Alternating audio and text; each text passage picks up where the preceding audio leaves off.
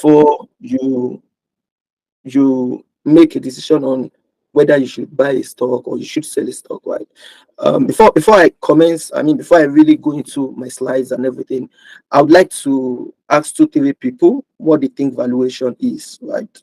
And if you have done evaluation before, you can also, share your experience about the major challenge that you faced in carry out evaluation and all of that. Like, okay. Though I haven't done valuation before, but I think my knowledge on valuation, like to know the worth of something, like what the worth of something really is. That's my understanding about valuation. All right. Thank you very much. So what you are saying is that valuation means the worth or the price of something. It could be anything. It could be your car. It could be your Yes, business. It could be sir. your gold. Anything whatsoever. Right? Yes, Okay. yes. Thank you so much. Thank you so much. Can we have one more person? What do you think valuation is? I'm Muhammad by name. All right. Okay. Yeah. Go. Based on my knowledge, valuation is more or less like the process of determining how much something worth, and valuation is very key and is very very important when you are into maybe buying or selling or going into an investment, and is also used in financial institution also. Okay. Thank you, Mohammed. If you allow me to put it into the context, what you're saying, valuation is an important tool for any individual going into investment or going into business because it can very quickly help you to make the right decision on the kind of investment you should go into or the kind of business you can do. Okay, thank you so much. Thank you very much for the response. Understand that a lot of people on the call are basically people that uh, do not probably have the technical knowledge or understanding of valuation, and because of that, we are really going to try as much as possible I'm really going to try as much as possible to start from the simple parts to the complex parts of valuation. But, as everybody has said, what we are looking at is just to introduce valuation to everybody, just talk through the valuation approaches.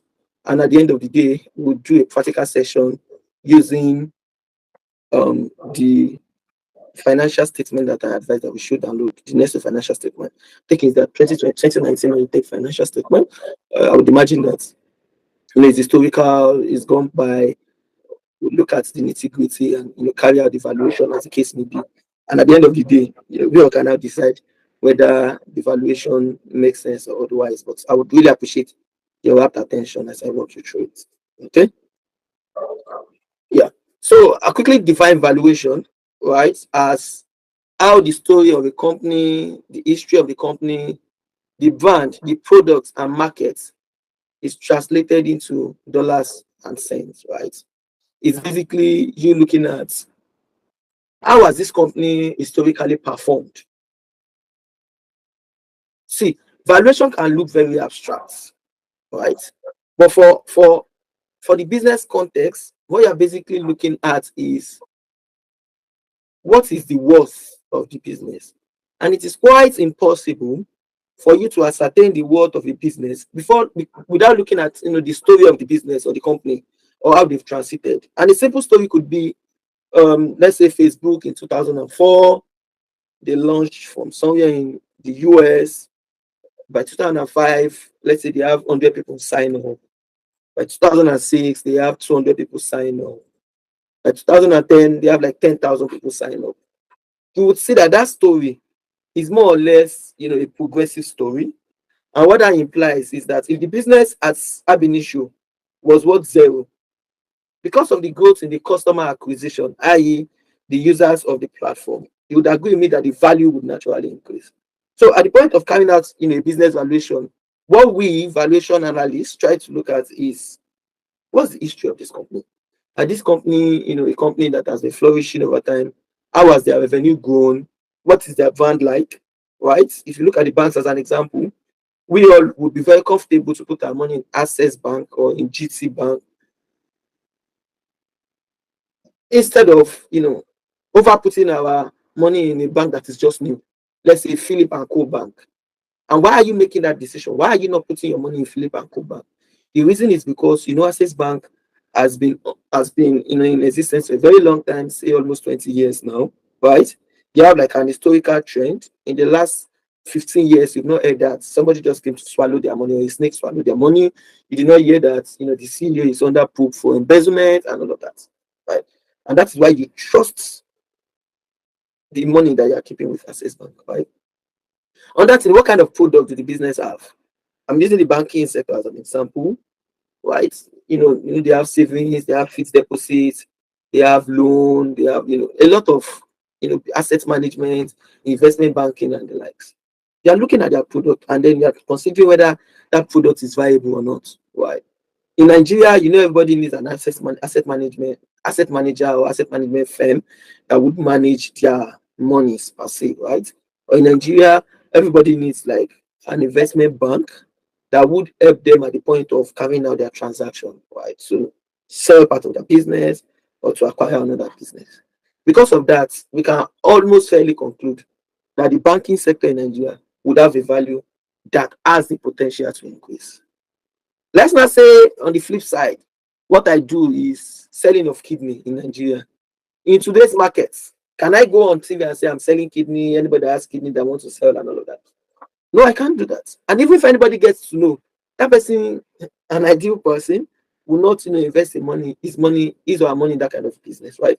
Because if you check the history, Nigeria, you don't have a business like that. You know, person selling does not have a brand. How can I even make my money? Right. So for businesses, you need to consider their history. Then the next question is, however, if it's a small company, how do you carry out valuation? I'm going to talk about it, right? Especially, I mean, maybe that can be like part two of our training. Maybe tomorrow, I'll talk about the non-conventional valuation methodologies and other things that you can value aside businesses. But forget all the story that I am saying. Look at yourself. Tell me, what is your value? I need five people to tell me what their value is. If somebody walks up to you and say, "Hey, Titi, what is your value?" What would you tell me that it is? Five people, please unmute and speak. I'm not the only one here. Five people. Aishat Zakaria, what is your value today? Tell us. Let's know. Is it Aishat or Ashiat? Sorry, Ashiat Zakaria. In that chat, Uh-huh. Ashiat Okay, Zakaria. don't mind me. Don't mind. So tell us, what is your value? Somebody asks you, Ashiat, what's your value? What will you tell the person? Well, I don't have a price tag, but my value Ah, is in my intellectual capacity, which cannot be quantified. wow, nice one. So somebody says, if you tell me your value today, I will give you the money. You tell the person that it is in your intellectual capacity. Is that what you are saying? And you tell me the reason why you think that's a value. I'm listening. Well, I believe with my knowledge and experience, I believe any organization or anybody I work with will be glad I'm working with um, he or she. So, and what I'll be able to give that person will be beyond what he or she is going to offer me. So I may just decided to take that money. Easy to migrate to the US. Thank you. Does somebody want to tell us their value, Jerry? And you tell me why you think that is your value. Any other person? Bayo Miolani, what's your value? Tell me. Actually, I don't know my price tag though, but I believe in evaluating myself. I will start from the history, like when I was giving birth to up to the now, like my age, and also the knowledge and the school, everything. So you can't compare me and someone that didn't go to school that and the same age with me, and but he didn't go to school. Maybe he's dropped at primary. I mean that finished university. You can't compare me. You can't value the two of us to get the same price. You understand? So I believe value me like this. It will the how when they gave birth to me and my education and some other things are. So I believe and my experience and every other things are education and everything. Thank you, So sir. tell me, what's your value now? You never tell us. No, I don't know how to value myself. I Ah, don't know. yes, I'm just yes. trying to. Thank you. Thank you, Thanks sir. for contributing. There's mountain on the fire. I know this Bello will know his value. Bello, over to you. My value is worth millions because it depends upon the problems I may solve. If I could solve problem to impact in my organization or someone's life, that means that is equivalent to the value I have. And so how much is it today? That's what I'm asking. Highly, I say my value is very high as it is tied to the problems I could solve. If I could How solve much? so many problems in how much? How much? Yes. Say it in naira terms or in At dollar least terms. in naira terms, like 3 to 5 millions. 3 to 5 billion naira. Wow. That's interesting. Thank you very much. Lulu, one more person. Let's have one more person. It's Yes, Jonathan. sir. Yes, sir. Uh-uh. Why did you allow me call you? Why? Oh yeah, tell us what is your value. Just like the last speaker said, it depends on the trainings I've had since birth. And for me, as a university graduate, and uh, I really don't know how to get the valuation, but I want millions, yeah, same as you said. Okay, so thank you very much. So let's do like a retrospective thinking, and this perspective is what would actually help us to understand what valuation is all about. So let's take it a step back. Aliko Dangote, 40 years ago, if somebody has asked him what his value is, what do you think he would have told the person that his value is? Anybody? John, if somebody asked Dangote what his value is, what do you think he would have said? I think he would have said maybe his value is below what it is today when compared to like 60 years or 40 years ago. Right? And why would he say that? It's number one in Africa now when compared to 40 years ago, you know. Mhm. So we can what it is today when compared to years back, the value has really increased. Yeah. But don't you think that if they had asked him at that time what his value would be, don't you think that would have said he would be worth $5 billion? Don't you think so? Yeah, it's possible. It's possible to have said that maybe it's worth millions or billions today when compared to years back, but not as much as it is now. Abi, thank you very much for your Yeah. contribution. If Unaya, you have something to say. Okay, so if I get the question right, you said if Dangote was asked that what was his value, or like Let's say he's 20 years old or he's 22 years old and they're asking him what his value is at that time, what do you think he would have okay, said? at that time, if he had like companies, I believe he would just accumulate the worth of his investments, his companies, his houses, and then he would say that that is his value at the time when he was asked. So that means Dangote may just say he's worth If 10,000 naira. that's the worth I'm of not his wrong. investments and all of his property, everything he had at that time. You was your own value. Tell us. I can't say for now, please. Anyway, All right. thank you for contributing. You can say, Aliu. Thank you, Aliu.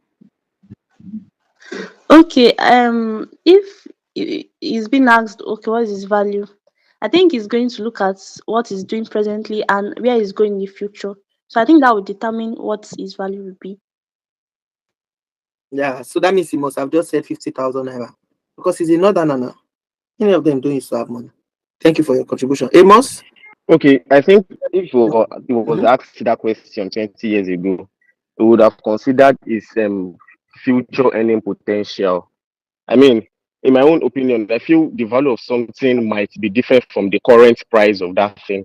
So he might have considered his potential to generate money in the future and use it as a valuation method for himself.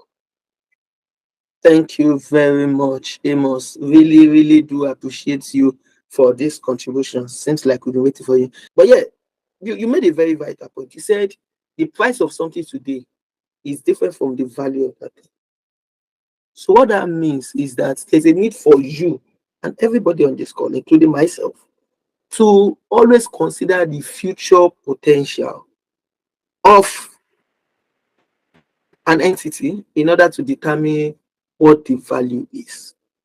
What I hear everybody say is because I don't have a car today, but some of you are going to marry rich men that are worth $100 million now. So if you marry a rich man, you're automatically a rich person. That's one way to make money. Another thing is, many of you are chartered, many of you are maybe you're final year, you're out of school. Goldman Sachs is going to hire you in the next 5 years. World Bank is going to hire you in the next 3 years, right? African Finance Corporation is going to hire some of you in the next 2 years. PwC, KPMG, EY, Deloitte is going to hire some of you in the next 1 year. You should think that you should also consider the possible impact of that opportunity. Some of you would be a politician. If you ask some of the politicians today what their network is, do you know what it is? Right? So, I mean, that is to say, anytime you hear the word valuation, don't just think about now, think about possible future prospects. And so, if you're asking me what my value is as a person, I will tell you that there are so many things underlining my value. As of today, this is arbitrary. We don't think it is true. As of today, I own 2 cars. I own 2 houses. One house in Ikorodu, one house in Lekki. The house in Lekki, I am renting 2 of the buildings. I earn 2 million per year on each of them. That means I earn 4 million yearly for my house in Lekki. My house in Ikorodu, I earn 1 million yearly on the 5-bedroom flat that is there, right? And it means that the total money I earn for my real estate investment is how much? 5 million naira yearly today. In the place I work, PwC, assumption, no, this is assumption. Don't hold me for it. I earn 2 million per month. It means that by the end of the year, I would have earned 24 million. Net of my expenses and all of that, maybe I would have 10 million naira net, right? That means I already have like maybe almost 4 plus 1, 5 million plus another 10 million, let's say 15 million. That's money I'm earning today, right? By next year or later this year, I will change my job. I'll go to World Bank. I will earn $100,000 or $70,000 on yearly basis. I will save $30,000, right? And I will use that money to go and buy more houses in Banana Island. I would work in World Bank for 2 years. In that 2 years, I would have saved over $50,000. That $50,000, I would have used some to get investment in Flutterwave. I will buy some shares in Access Bank, GTB, and all of that. In the 3rd year, I will open my own consulting firm. I'll set up my own consulting firm.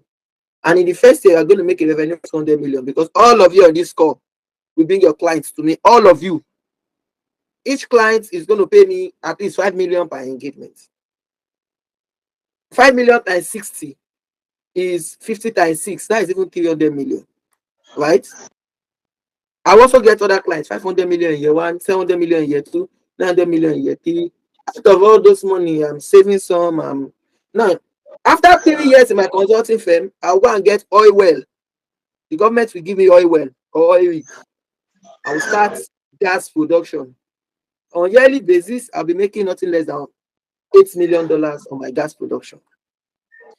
10 years down the line, they will nominate me as the Commissioner of Finance in my state, in Osun State. I will not embezzle money, but I will do well and I'll make more money. When I finish as Commissioner of Finance, they will call me into Minister of Finance. I will collect some money. After becoming Minister of Finance, they will call me back in my state to become a governor. I'll make some money, right? Finishing as my governor, World Bank Group will now take me as a director. Now, all the money I've made throughout my life are actual cash. But if I do that projection in an Excel and I discount it to today, I would have bought a lot more houses now. I would have bought, Ikorodu would have been developed. I would have bought more in Ikorodu. Epe would have been well developed. I would have bought more. My refinery will be the 4th refinery in Nigeria because after Dangote, 2 people would have done after me. All of those things. Discounting everything to today is what will determine what my actual value is today and not what I currently own. Do you all understand? Yes, sir. Yeah. So anytime you hear the word valuation, what you're typically looking at is what you have today and what you can potentially earn. Right? So if you now ask me with all this analogy that I've given you guys, if somebody asks me what my valuation is, please put it in the tag in the chat box. Right? What is my value? Don't go and put one small money there. I need 10 people to put my value in the chat box. Chinaza, he can't even be my friend. No. I can't have a friend like this. $80 billion. Yes, somebody has an idea. What's this one? 500. This one is small money. 500 million is just 500. Less than one. No, no, no, I beg. 1 trillion. Millions. No, no, no. I want actual. This, please, guys, let's watch out for this Taufik. It must be a scam. 100, something around that range. No, I shot. I'll block. Please, admin, remove I shot on this call. Abi Ashiat. No wonder I'm missing your name.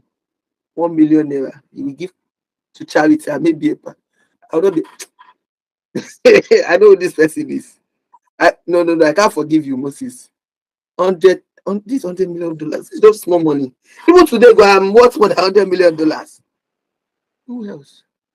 Who else is saying something? Give to charity. I'll give charity when I make a lot of money. Who else? Now, with all the analogy, you would see that you can now maybe look at a potential value attributable to me as a person.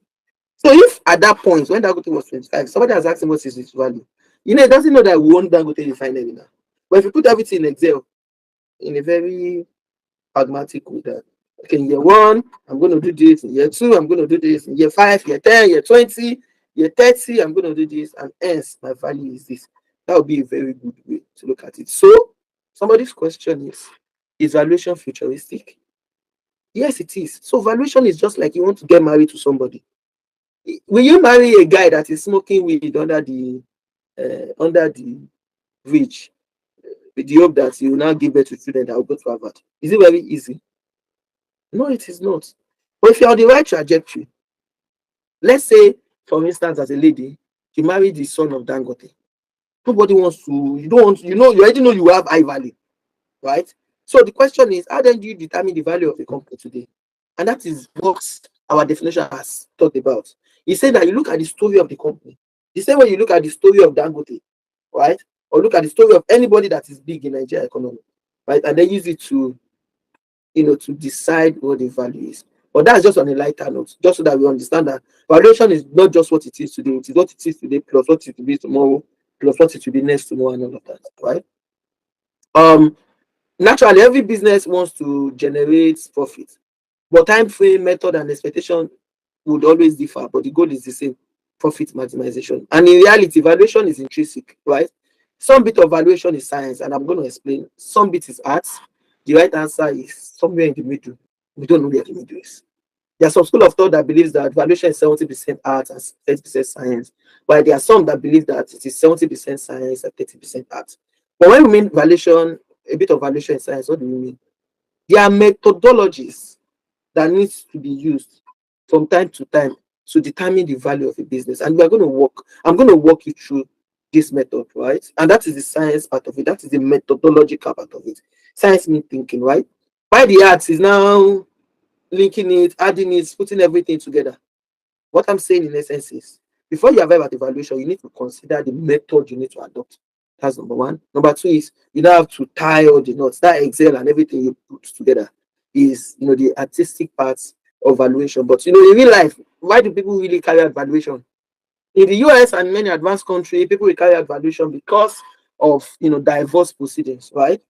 So what people do is to target marrying a very rich man, and one day they'll just divorce. If somebody is worth $100 billion and he divorce, I think you can get up to 40 or 50% of his money, which is $50 billion without doing any work, right? So at that point, if there's a divorce proceeding, there's a need to carry out the valuation of all the businesses of the husband and of all the businesses of the wife, right?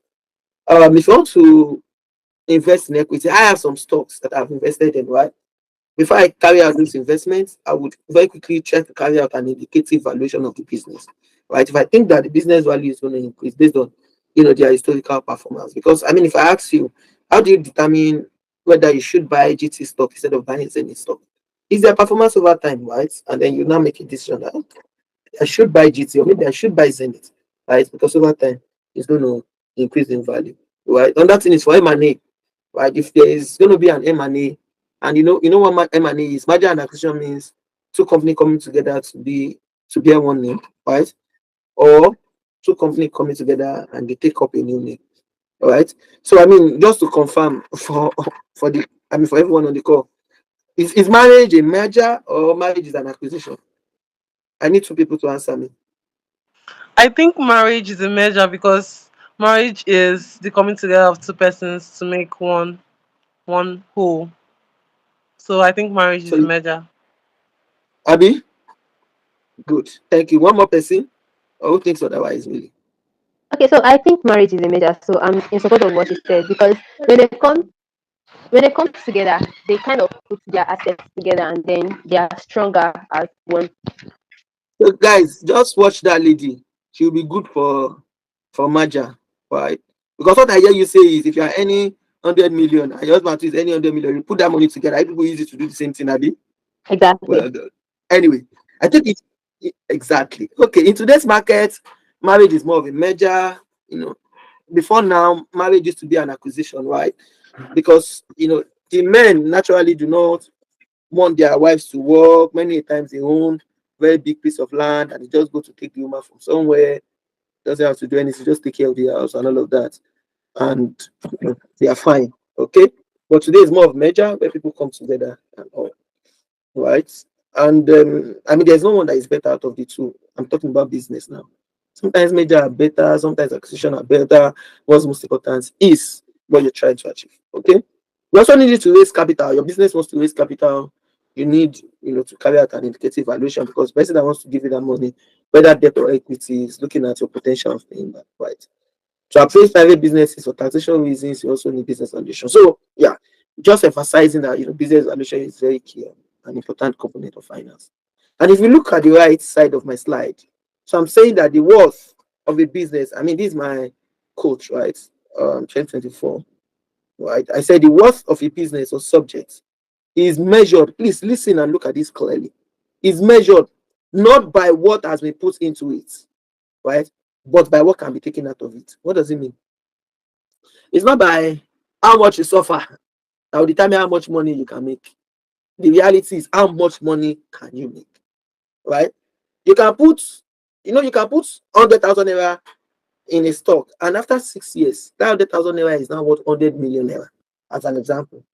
If you are still considering the amount you put into the business, right, at that point in time to determine the value, you would be all misleading, right? Because that business has moved from 100,000 naira and is now worth 100 billion naira, right? And that's to emphasize this, my quote. That is not by what you put into it, but the value. If you put 100,000 in a business and the business is already facing low charge and they are already dragging the business and the business are not able to pay salaries, would you still come out to say the value of my business is still 100,000 naira? No way. So it's not by what you put into it. And that's what I also want you to have at the back of your mind that I need to look beyond what has been put into this business to determine what the value is. Okay. So I think we can go to the next one. And this one I'm very fast with it. Valuation approaches. We have the income approach, we have the market approach, and we have the asset approach. So for the sake of this class or this training, what we'll just be doing will be the discounted cash flow model, which is an example of income approach. We'll also be doing the comparable company analysis and then the precedent transaction. All other valuation methodologies will not be done. But if you permit, I'll walk you through it. First thing, the first thing I would like to say is that see, anything you hear in any way you hear in accounting or in finance is not as tough as you think it is. Let me tell you what the problem is. The problem is that because you are hearing that thing in finance class, you think it is complex. And I'll give you an example. If somebody tells you that I have an edging instrument, what comes to your mind? Edging. What comes to your mind? Go on, if your hand is raised. I guess we are talking of risk control instrument. Yeah, but if you hear the word edging, what comes to your mind? Okay, HJ is actually so just putting plans to ensure that if something should fail, or if your business should fail, you should be able to recover from it. So that is the hedging. I don't know if I'm right, but something like that. Yeah, but that's the simple interpretation of edging. But when people hear the word edging, edge accounting, they're all carried away that what is this again? What's edge? Edging is as simple as a guy having two girlfriends just because girlfriend A fuck up, will be able to go with girlfriend B. That's as simple as it is. Currency swap, right? Or derivatives can be having some derivative instrument can be an example of edging. the risks of your business, right? But you know, when you hear the word derivatives, you're just thinking, derivatives is a big word, right? But you know, what I want you to do is anytime you hear some accounting term, just bring it to English. Derivative, you are just deriving value from an asset. If you hear the word receivables, you know, it's not that many of us are familiar with receivables. You think receivables is one big thing. Receivables is something you are able to receive, right? If you hear the word payables, payables is what you are able to pay or you are expected to pay. If you hear the word financial instruments or financial assets, everybody is carried away with IFRS 9 financial instruments. And these financial assets can be complex, but you are just putting two words together, financial and assets. You all agree with me that assets are things that you own that would probably give you cash flow in the future. And then an asset is not just an asset, it's an asset in financial terms, meaning that you have something that can generate money to you in the nearest future. If you look at it from the point of marriage, sorry, I like to use that because I know it's something we can relate to, right? Some people say the reason why they enter into marriages, they want to get married, they want to give birth to children and all that. Depending on the goal, person that into a marriage because of the person wants to give birth. You can say that person is entering into a birth asset or giving birth assets. So that's what he's expecting. That's what he thinks will give him the value he expects from that thing, right? Same as the word discounted cash flow. When you hear the word discounted cash flow, what comes to your head as a non-finance person is, what is this? Right? But sit down and look at it critically. What does it mean to discount something? Anybody? Reduction in the value, Abby. Yes. That is the meaning of discount, right? So they now say discounted cash flow. What do you think it means? So it means the present value of whatever future cash flow you're going to get, right? And because the 1 naira today is not the same as the 1 naira tomorrow, the one of today is going to be lower. Thank you very much. In essence, what this thing is just testing is the time value of money. I know 5 years ago, all of us can remember that 5 years ago, if you have 1,000 naira, you will leave Ikorodu, let's say 10 years ago. You will leave Ikorodu and come to Lekki, and then leave Lekki and go home, Abi, with that 1,000 naira. But today, if you have that 1,000 naira, maybe it will take you to K2 or Max Yaba. What does it mean? The value of 1 naira, 1,000 naira 10 years ago is not the same value of 1,000 naira today. So what this approach is basically talking about is discounting the future cash flow of a business. What do I mean? A business is planning to earn 1 million next year. I plan to earn 2 million next 2 years, 3 million next 3 years. What is the value today? So the expectation is that you now have to do some magic to ensure that you discount that future cash flow. That means you bring that future amount, future 3 million naira to what it is today. And another reason why you're basically doing that is that if somebody has if somebody else that 3 million in the next year, somebody else had that 3 million today, cash today, that person may use that money to make 9 million naira in the next 3 years, right? So what you're basically saying that 3 million in your account today versus 3 million in your account next 3 years is not the same thing. If it's gonna be 3 million in the next 3 years, right? That means from today it should be something around 2 million, 1 point something million. And as you go the money, you'll be able to achieve the 3 million in the next year. So what I'm just trying to look at is discounting the cash flow of a business. And if you permit me, I will tell you, and this for free, that discounted cash flow is basically used for entities that are cash flow, I mean that need a lot of cash to operate, right? Or that are cash heavy, as the case may be, e.g. the manufacturing company. Right? They have, they receive cash every day from the buyers and all of that. EGL and gas downstream entities, right? You can use a DCF to carry out the evaluation, as the case may be. Okay. The second one is dividend discount model. As the name imply, dividend discount model. It means that, and I want you guys to own it, right? I'm not coming here to say theory or something that should fly away, right? I'm just coming here to tell you what and what would these things mean, even independent of me or whosoever in the room, right? What you are doing is just discounting the dividend, the future dividend this time. And what are you trying to say? You're trying to say that by next year or this year I paid dividend 100 million, next year you want to pay dividend 120 million, next 3 years you want to pay 150 million and all of that. We are discounting it today. So the question is, if you are using discounted cash flow, can we also use dividend discount model for a particular company?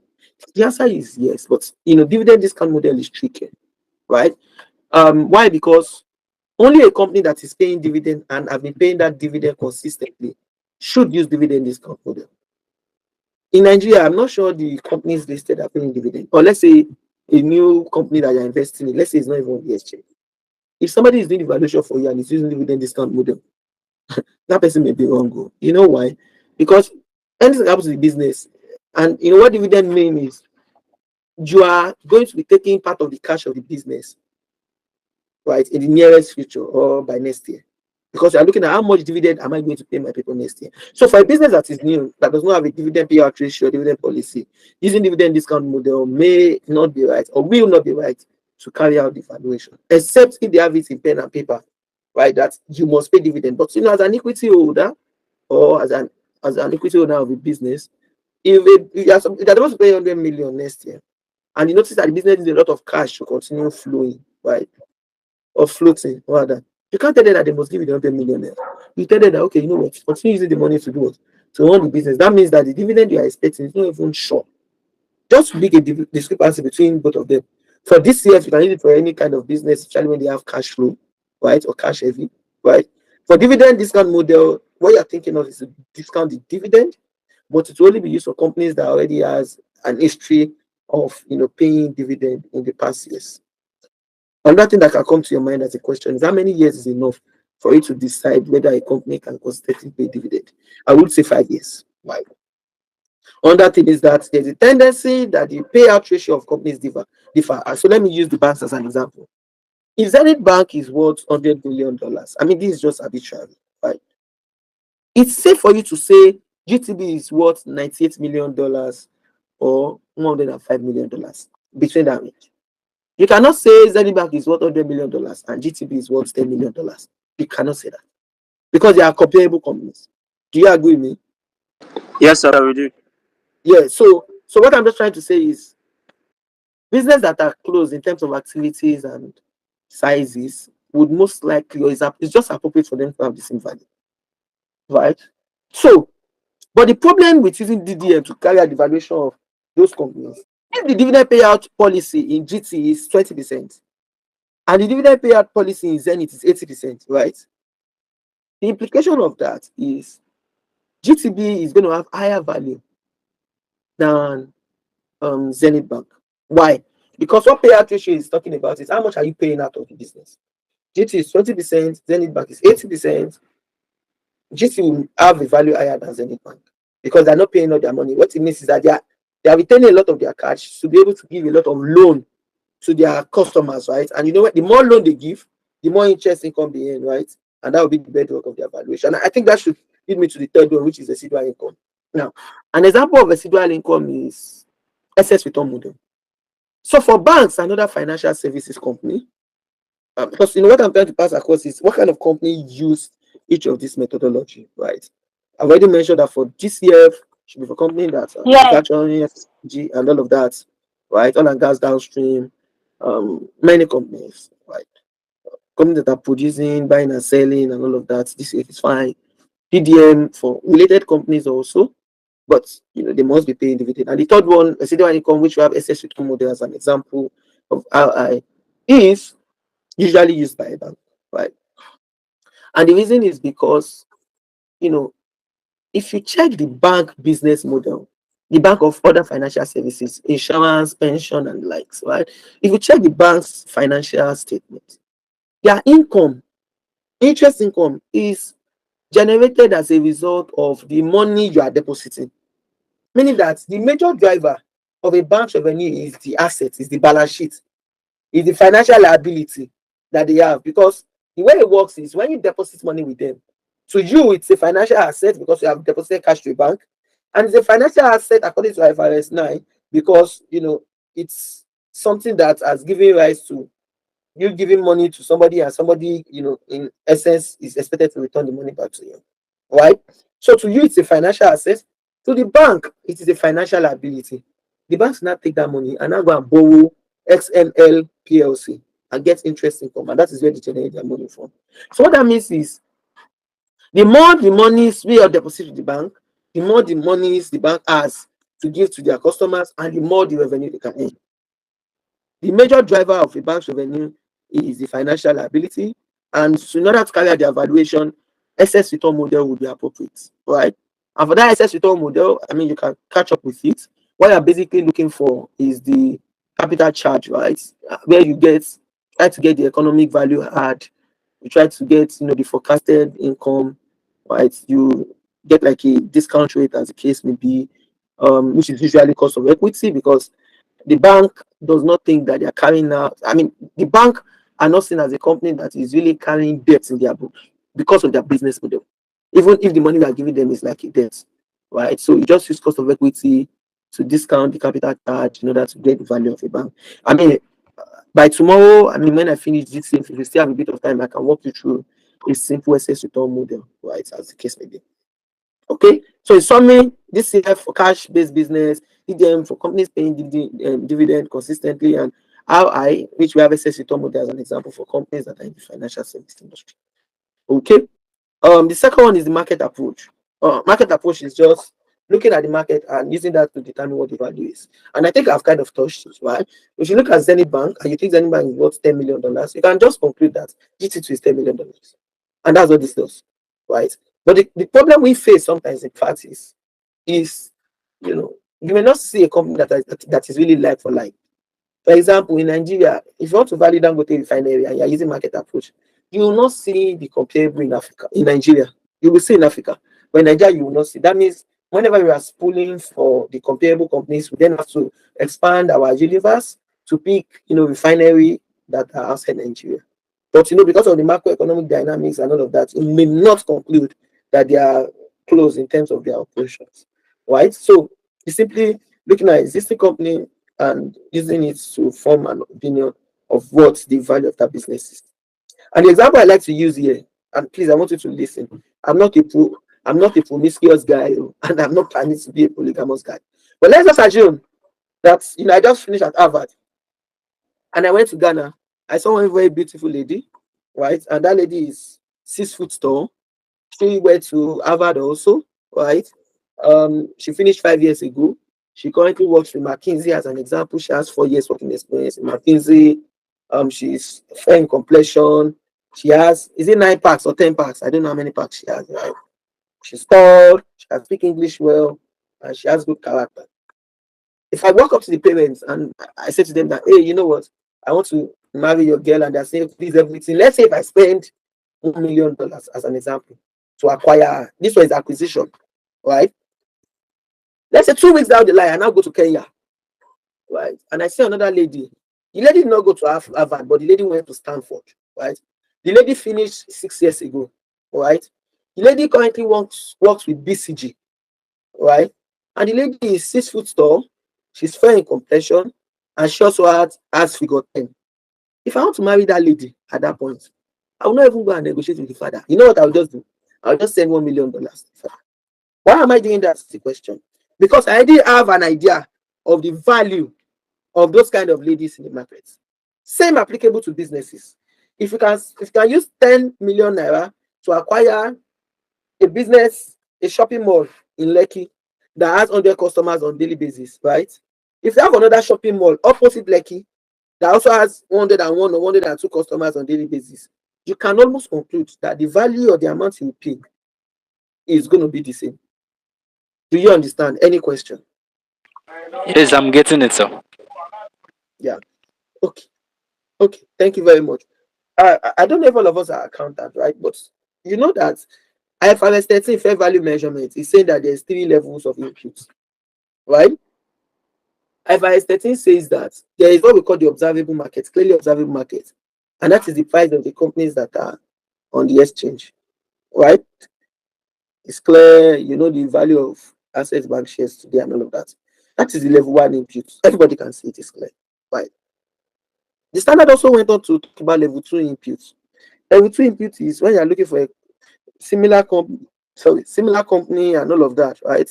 Like for like company, and you're using it to arrive at the value. That is level 2 input. I don't know if we all can remember anyway. But I mean, you can Google search and just try to understand it. And the third level is the one that is not observable. So in all this evaluation story that I've painted, you know, the DCF is an internally generated cash flow, or projection of a business. This DCF, residual value, DDM, is closer to what we call the level 3 input, right? Because you're not looking at any market to determine what the value is. Now, for Access Bank, the value of their shares in the exchange today is a level 1 input. It is what everybody can observe, right? While the market approach is, something close to the level 2 input, which is, picking a company that is close to the company to determine the value. And then I'm going to give you you don't have to worry yourself, right? But, when we are trying to carry out each of the valuation approach, I just want you to remember that I said income approach is using the business projection. Second one, market approach, is basically using a like-for-like company, right? And I'm going to talk about the third one. But before the third one, the second illustration I gave you about me acquiring somebody is very close to precedent transaction. So what precedent is just saying that is that it has been an acquisition before now. Anything you use, so however that value should also be used for a similar acquisition. And that is the case of marrying one in Ghana and Kenya. I have bought somebody with $1 million. If I want to buy another person, I have to just pay $1 million, right? Please, I'm also going to share like a document with you guys that I would expect that, I mean, after the class or anytime you like, you can also read up on it in order to, have a lot more understanding about valuation. But valuation is very interesting. I like it. I can do it all my life and every day of my life, right? The third one is asset approach. It's basically, most times we don't use this, but we use it when a company is almost liquidating and all of that, right?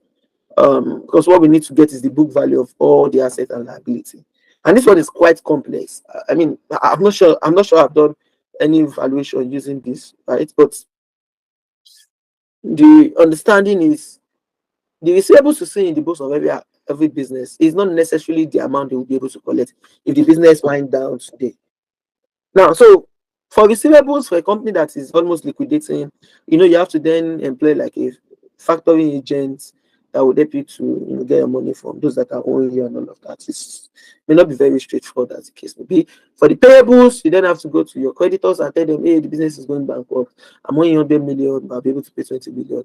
Right.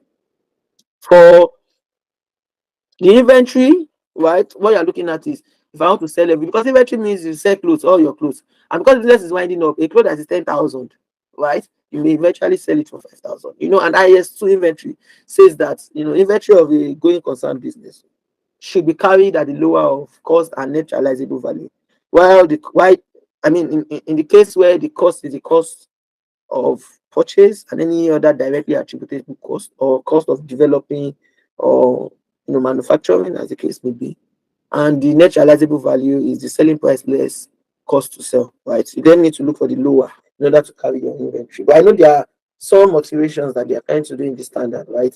Such that when you are doing your inventory valuation, I think the first thing first out model is no more prevailing today for people in the manufacturing industry.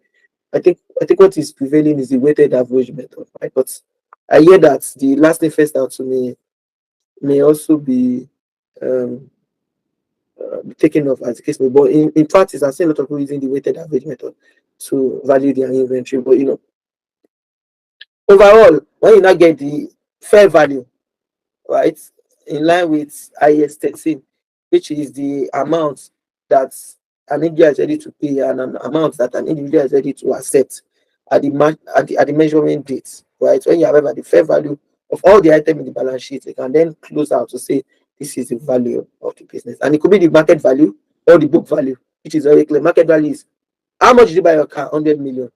How much can you sell it today? 120 million. That is the value of that car today.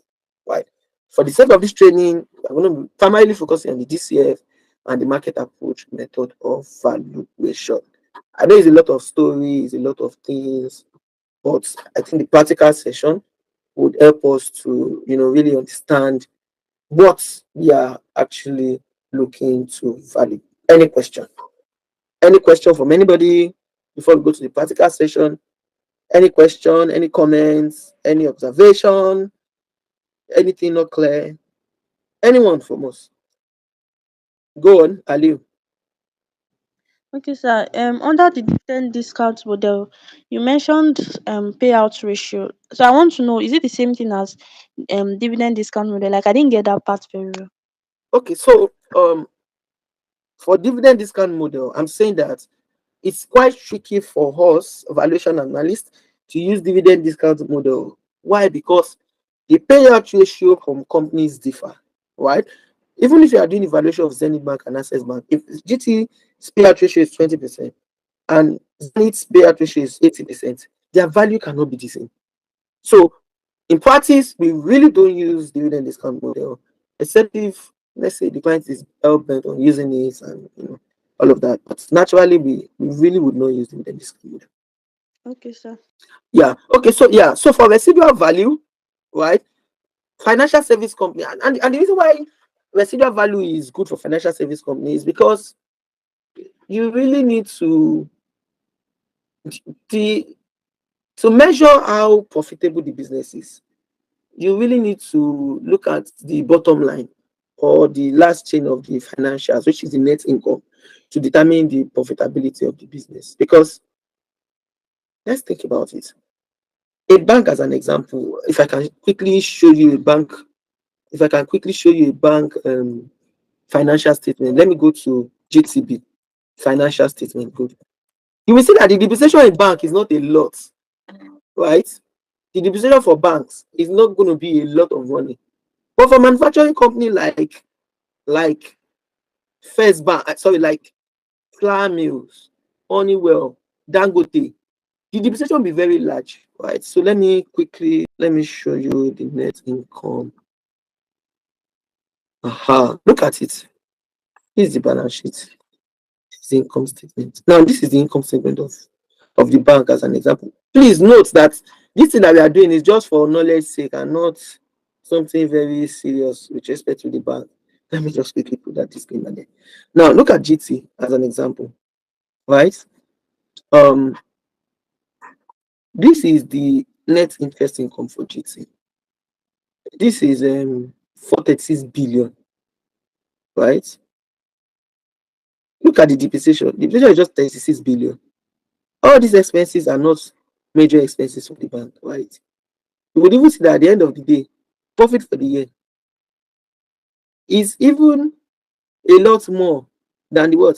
Than the net interest income, right?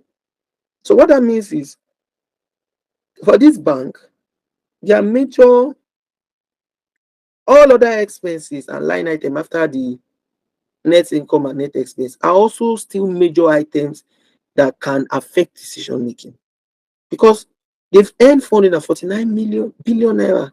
Is this billion? Yeah. In other income alone, which is almost close to the net interest income, right?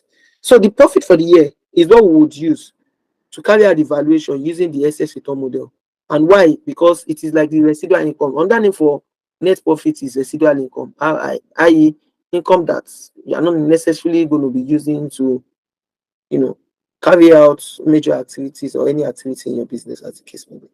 Now, but if we go to Dangote Cement as an example, let me show you Dangote Cement financials 2022. This is it. Now, for a company like Dangote Cement, as an example, you basically would have to use like a DCF model for them. And why? Why is because the um, EBITDA is enough indication of the potential of the business. So this is 1.6 trillion. Why? Where is the depreciation?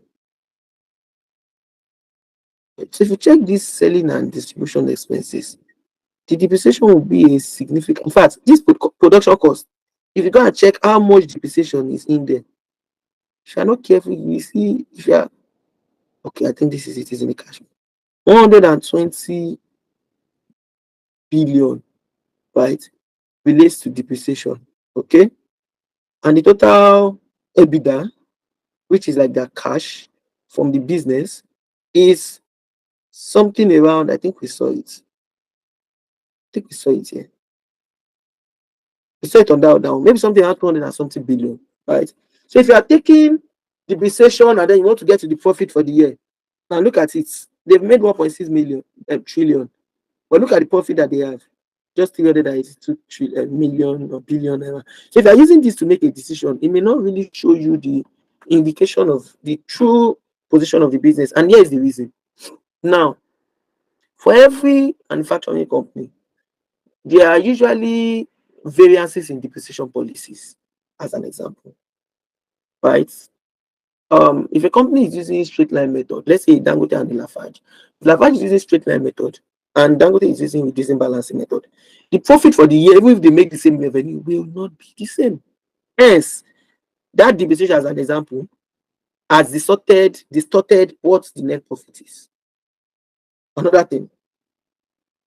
Now, the gearing ratio, i.e., how much debt is Dangote using, how much debt is Lafarge using to finance the business, would also have an impact on the net profit that they are going to report.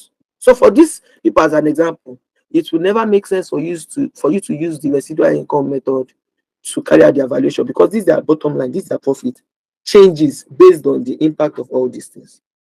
But for the bank, all banks will generate other income, all banks will have impairment, all banks would have everything that you are seeing in this financial statement. Hence, it's logical and I think appropriate for you to see, for you to use the residual income method in order to carry out the evaluation. So it's just the kind of business that helps you to define what method you will be using.